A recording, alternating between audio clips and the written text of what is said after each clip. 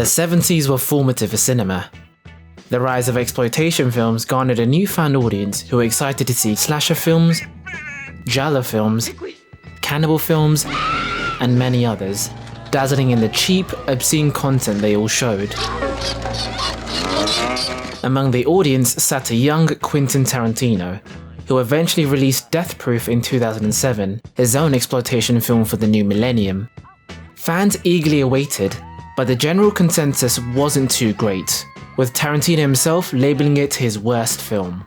14 years and a cult following later, Death Proof made its way back into the discourse for not only being a fun and unabashed romp, but an interesting look at how Tarantino cleverly deconstructs the slasher flick.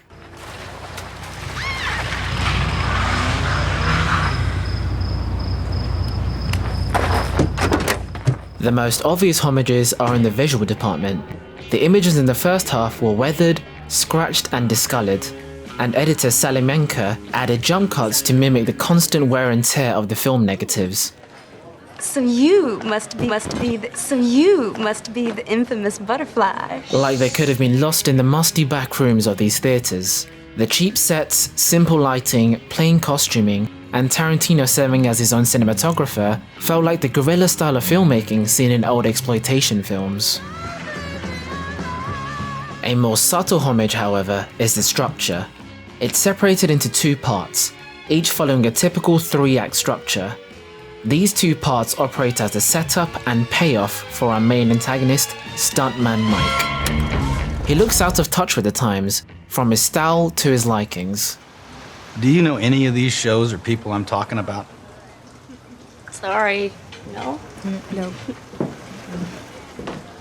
An air of mystery surrounds the old drifter in the midst of young blood.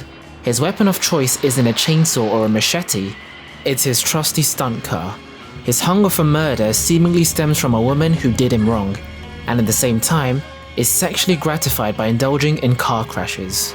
He's not the typical disfigured villain. Tarantino paints this slick masculinity on the outside, but the inside is just sick and twisted. And that facade is what Tarantino expertly plays with. In slasher films, the audience is detached from the killer's rage and can't really sympathize with them. Stuntman Mike is shown as a misunderstood outsider, and the way Arlene looks invested is exactly how we feel. We want to know more, and when he begins his terror, we're along for the ride too. We watch eagerly as he readies his car for a head-on collision. We're an accomplice to his rampage. It's in our nature to wait for the blood, guts and gore. That's why we watch slasher films. We become complicit in his actions, and subconsciously become closer to this monster. On the other side of the spectrum, we have the girl, the audience's surrogate who usually survives at the film's end. They're inquisitive, sexually inactive, and is chased relentlessly by the killer. Arlene is set up as his archetype, but Tarantino shows her and the killer come together in essential acts. From their conversations, they're both sexually active, and their tender connection again warms us up to the killer. The audience feels comfortable about Stuntman Mike's energy, and we feel Arlene will come out alive, until Tarantino rips the genre rules, literally and figuratively. Would she have survived if she refrained from being sexual? Typical final girls always survive. Who knows, we indulge in the violence.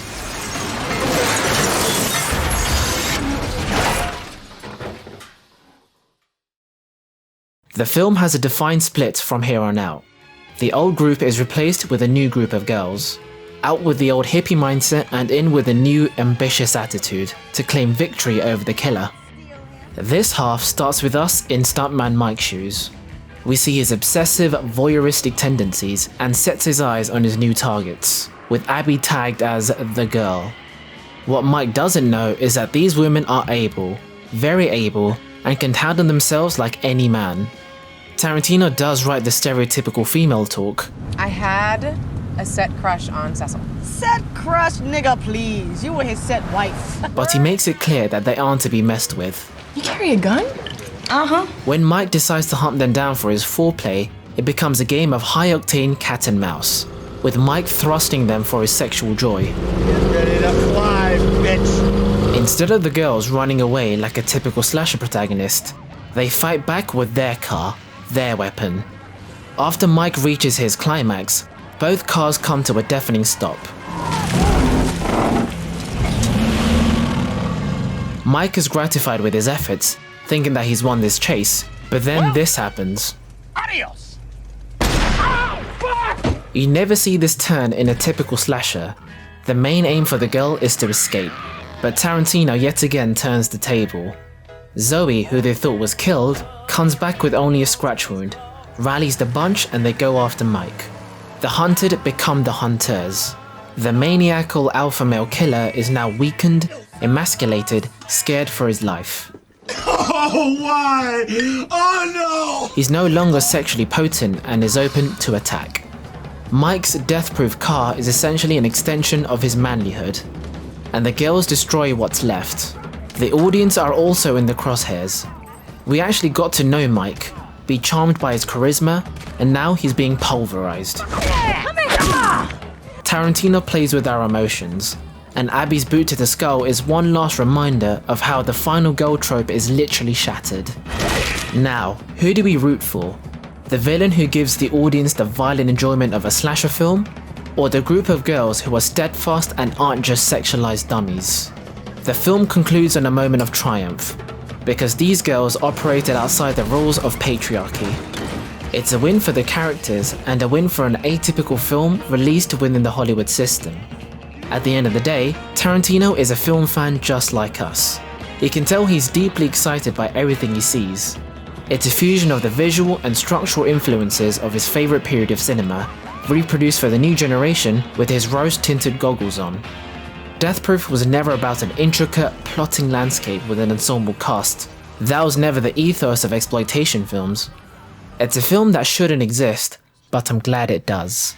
You saw my car, I saw your legs. Now look, I ain't stalking y'all, but I didn't say I wasn't a wolf. So you really weren't following us? I'm not following you, Butterfly. I just got lucky.